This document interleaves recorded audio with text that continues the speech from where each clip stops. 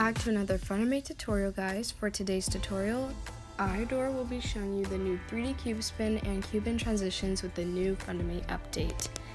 Now keep in mind as we go to the Funimate screen that these new transitions are pre-made transitions, so you're going to want to make sure any part that you want to appear in the cube is in the clips.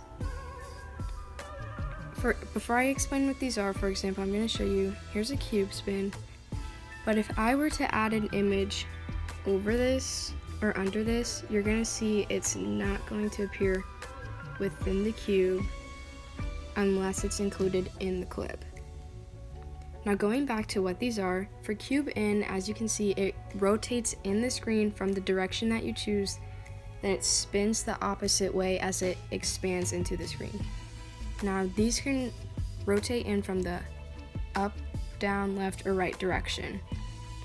And there's also two other options you can add to this. We have glow, which adds a white glowing border around the border of the cube as it spins in. And then blur, on the other hand, whenever the cube expands to the next picture, you're going to see that it uses a warp-like motion to blur the image. You can also see a white glow there as well.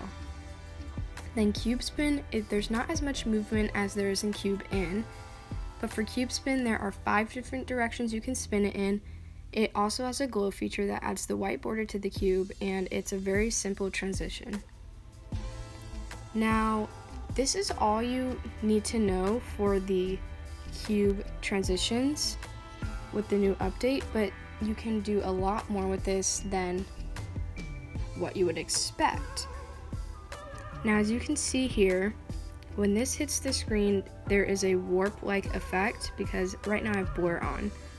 But if I take blur off, it's gonna have a bouncy effect as it expands. It's really smooth, but if you want to do more, you could also, you see this image right here, you could upload this same image as media and then add your own custom shake to it if you want to have it appear differently. Or you can also add an overlay. Now, I did this beforehand so I can show you guys if it's a little bit confusing. But whenever the cube hits the screen, I want a glass shatter effect overlay, for example. So I went in and made it beforehand. You can use this, you can make this during the group layers, but at the moment I didn't do it. So I'm going to expand this full screen, and right as the cube hits the screen right here, I added this overlay. Now the overlay ends right here, so I'm going to shrink this to back here.